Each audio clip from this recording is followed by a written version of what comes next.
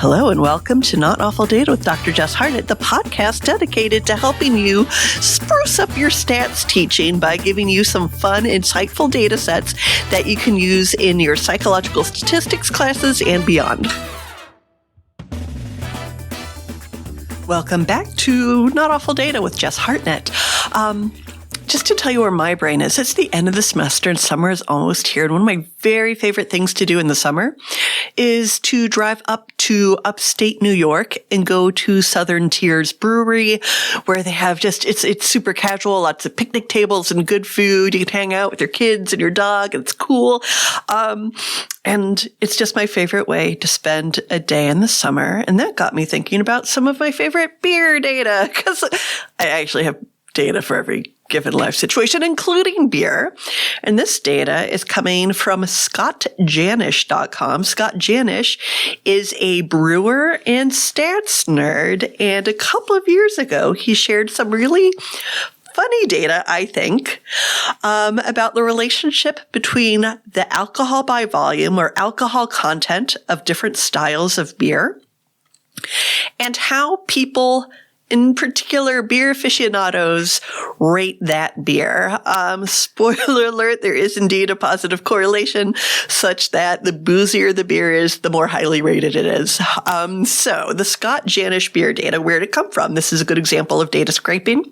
His data came from beeradvocate.com, and his sample size is pretty amazing. He gathered data from 91,238 beers and almost 5 million beer reviews.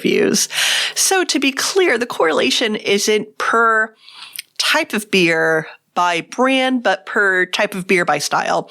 So the Pennsylvanian in me will automatically go to Yuengling as my example. So we're not looking at Yuengling lager. We're just looking at lagers in general, right?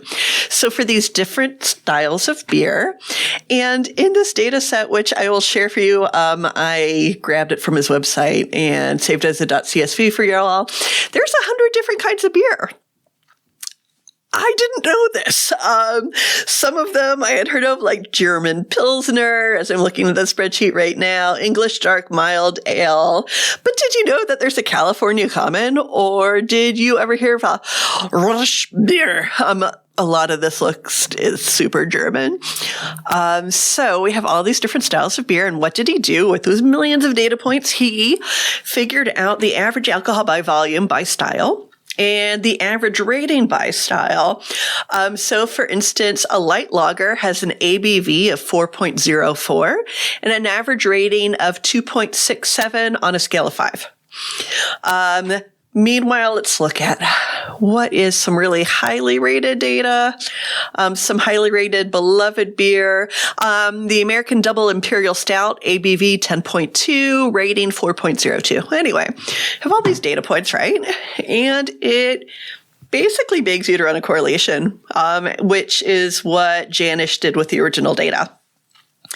Needless to say, you could also run a regression on this data. What will you find? You will find that, as I said at the beginning, there is a relationship such that as the average alcohol by volume increases, so does the review for that beer.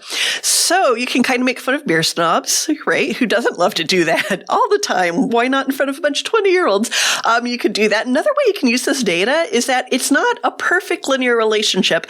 I believe I ran the correlation. I did.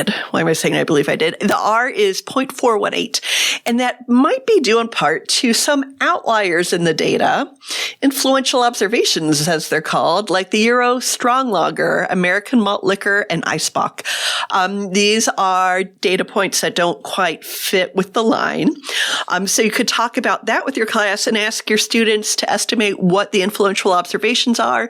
You could even remove those and rerun your data in order to demonstrate how those can have a big impact on your correlation. And of course, this is really good data if you want to practice with your students making your scatter plots.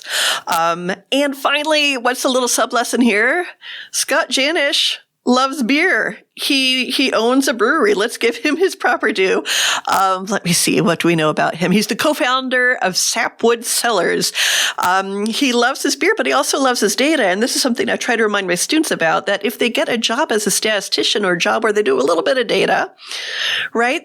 They're basically going to anchor that job and that knowledge in some field that they love, be that healthcare or selling skateboards or selling beer. And if you're ever in Columbia, Maryland, do drop by Sapwood Cellars and say hey to Scott for me. Until next time.